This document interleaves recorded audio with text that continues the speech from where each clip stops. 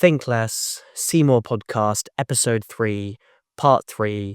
Today, we are speaking about how the ending of thought is the flowering of compassion and kindness.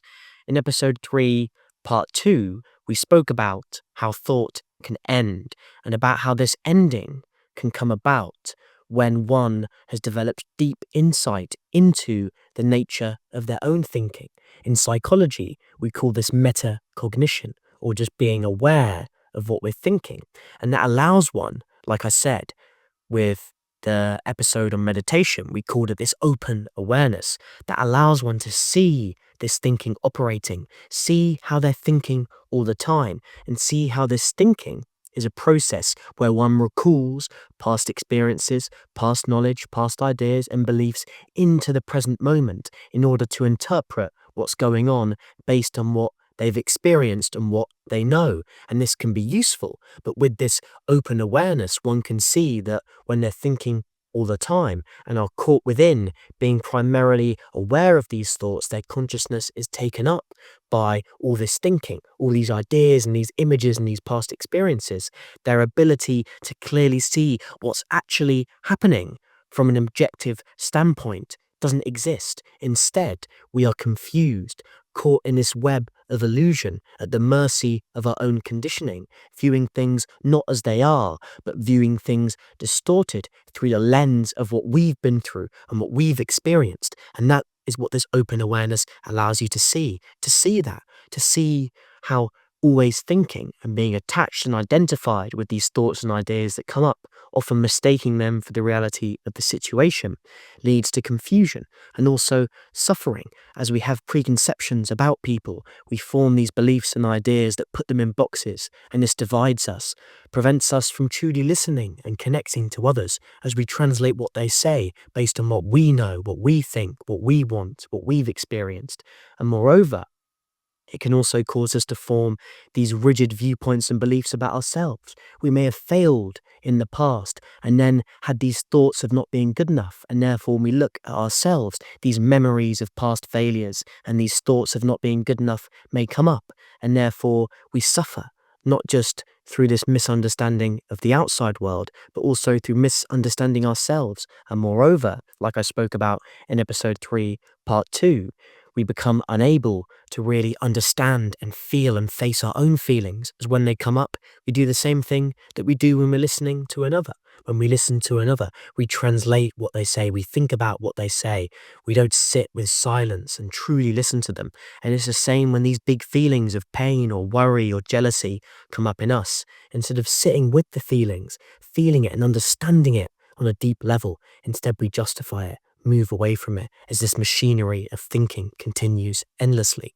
And in the last episode, we said how thinking can end not just when we see all that I just spoke about, but also when we have the humility to realize that when it comes to truly understanding what's going on in terms of understanding ourselves and the world around us, while these thoughts and ideas can help us, our narrow set of beliefs and ideas, what we've experienced and what we know, that will never allow us to fully understand what's going on. And therefore, it requires humility to let go of these beliefs and ideas that may have been with you for your whole life and that your parents and your friends may hold. It takes a lot of strength and humility to stand alone away from all that and see what is real when all this noise, when all these beliefs have gone. And that is the ending of thought. But then it begs the question, like I said at the beginning of this episode, the ending of thought is the flowering of compassion and kindness. But why? How?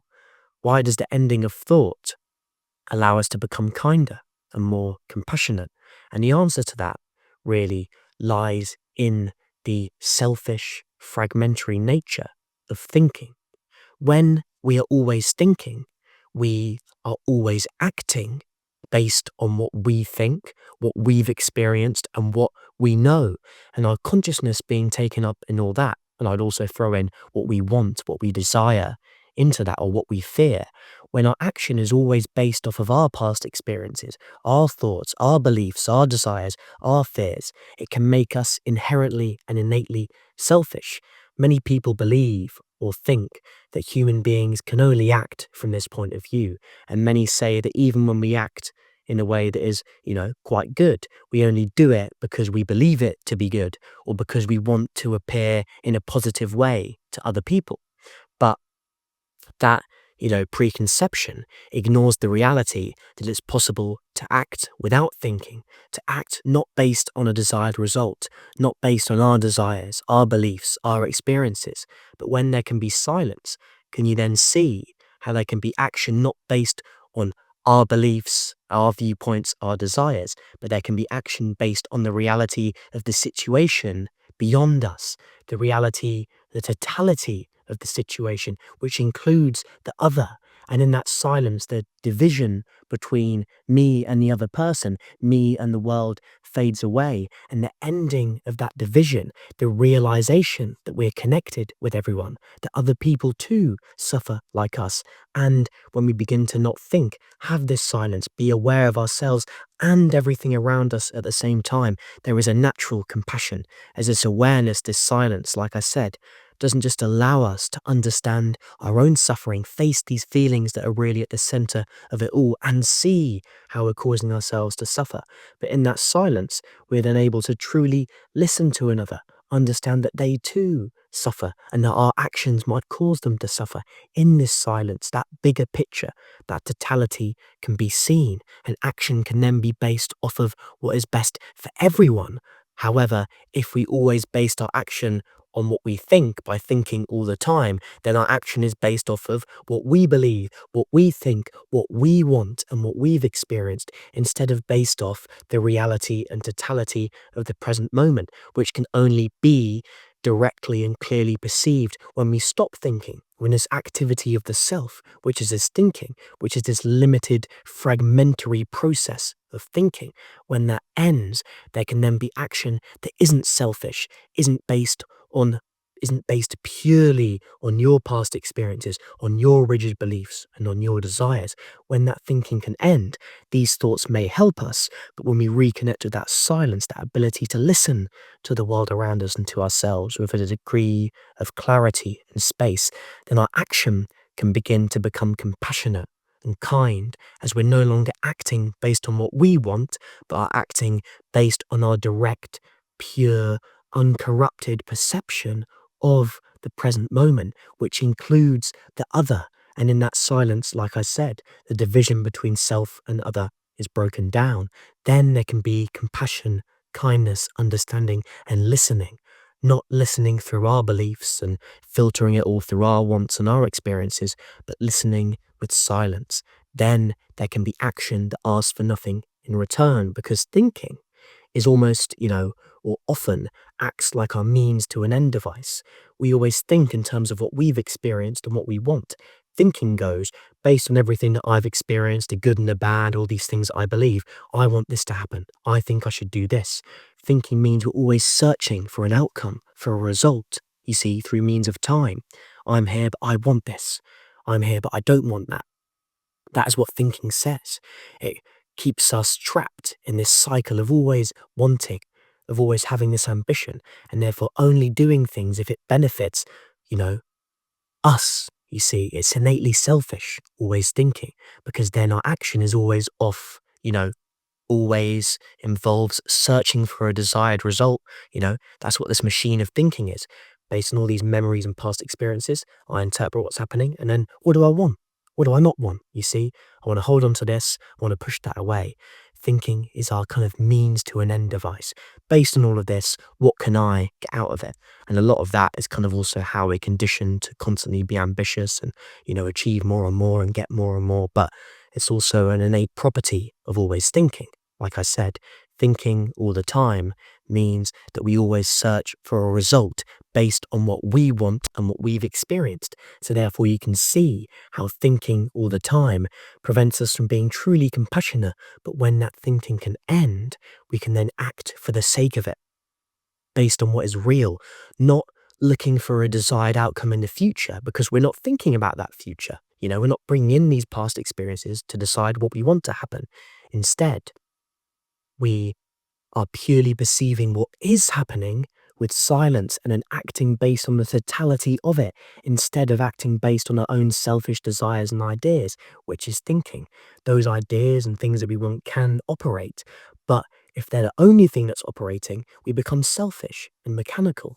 But when that thinking can end, you see, then we can act not based on looking good or wanting to be good or on this or that, but act based on what we're sensing. And that is something that is, beyond the limitations of our experiences and beliefs, as that process of thinking can end and we can become aware of and listen truly to others. And in that silence, we also see the interdependence. That is really where this compassion comes from. When we realize our interconnectedness with everyone, it's only in this silence that we truly understand and feel this connection.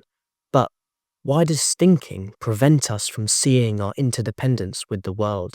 Why does it prevent us from realizing that when we harm others, we really harm ourselves? That when we dump all this pollution into nature, we cause ourselves to become sick?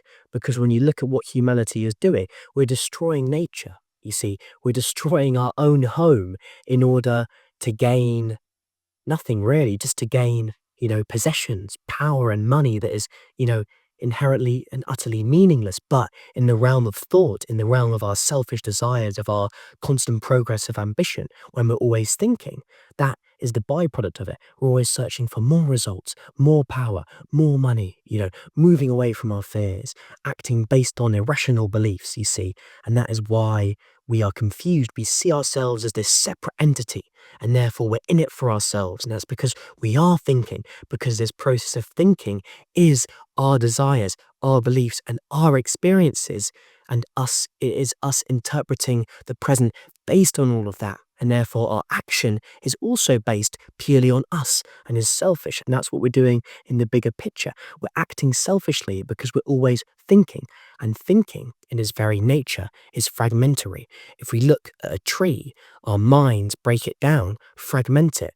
Thinking creates a division between the leaves, the branches, the trunk, and the roots. But in reality, it's all one tree. And if you cut off the roots, the whole tree dies. But when we think all the time, us humans, and for example, we create that division between self and other, we divide ourselves from the world, think we're this completely separate entity, you see, who has all these wants and beliefs and everything that is not connected to everything else because we're caught in that thinking. Therefore, by harming others, by harming the planet, we chop off our own roots and we are killing ourselves. But you see how that arises because we're understanding the world through thinking, which doesn't just make us act selfishly, but also causes us to understand what's going on in a divisory manner, in a fragmentary manner. And thinking all the time prevents us from perceiving the totality as thinking divides. And these divisions and these separate parts can help us understand. But if we get caught within, this illusion of thinking that the tree is all these separate leaf, the branch, the roots, and the trunk, we don't realize that in reality, it's all connected. And at what point can you say, oh, this is the exact point where the branch becomes the leaf? That point just doesn't exist. It's continuous. You see, it's one organism. And it's the same with us humans. We are all leaves of the same tree and rely on this tree of life, rely on the earth. But because we're always thinking, we separate ourselves from each other, separate humans from nature, separate ourselves from the world, as in our minds, we only think in a linear fashion. Humans, me, other people, the world, nature. You see, we have these separate words and we think in a linear fashion. But in reality, everything is one. It's not like this comes, then it's this, then it's that. In reality, all these separate things exist together, and mutually condition each other in a non-linear, dynamic fashion. We affect the world affects us. There's no division between the two. This mutually conditioning reality where, take two people, the way I act is going to affect how they act, and then the way they act is going to affect how I act. And this reciprocal, mutually conditioning reality implies fundamental inseparability of these two separate parts, but it's our mind that separates everything. It's useful in a conventional manner to communicate and to understand. But when it comes to seeing the bigger picture, developing compassion and kindness, we must stop thinking so we can no longer see ourselves as separate from the world, be caught within this fragmentary nature of thinking where we separate ourselves from the world. It makes us incredibly stupid. It makes us do what we're doing today, where we're destroying each other, blowing ourselves up, over the desires of more power and more land and more resources, even though we're all one people anyway, and constantly seeing ourselves as separate from the world and separate from everyone else will only lead to destruction. But when thinking can end, that process of breaking everything down into little parts can end, then we can realize that everything is one.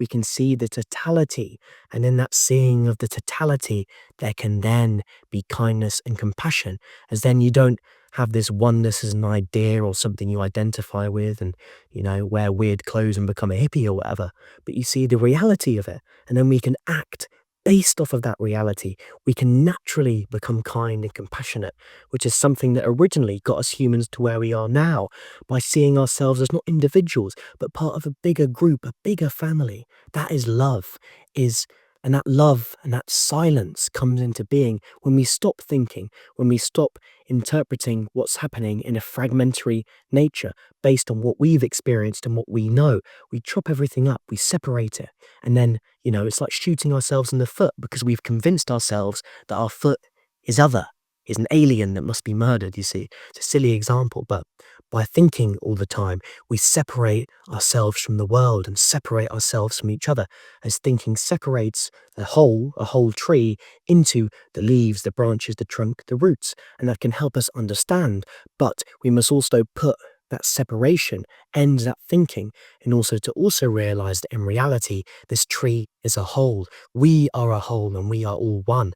And that is why when we stop thinking, we stop fragmenting everything, we realize that everything is connected. We see this interdependence. We see ourselves, our own suffering, the suffering of others. We see the reality that how we act affects everything. Then, because we're interdependent, because we're not viewing ourselves as separate, because we're not always thinking, then there can be this connection. We can listen, we can love, and we can act not based on this desired result in the future, but act based on the reality of the present. Then there can be this natural energy of compassion and this love that asks for nothing in return. When we think, based on this and this, I want this. But when we don't think, we see the reality and act based on the reality, instead of seeing the reality through the screen of our beliefs and our desires and then acting based on we want. When that can end, then there can be pure action. Not perfection. We always make mistakes, might do something wrong, that's fine. But we can at least begin to act more based off of what is real and what is mutually beneficial for everyone, as we see that our existence relies on everyone and relies on the earth. Therefore, we can stop destroying each other and stop destroying the earth, as we realize that we are in fact all one. It's not it's not this utopian idea. It's not mystical. It's simple scientific fact. Einstein knew this when he, figured out this, revelation of relativity.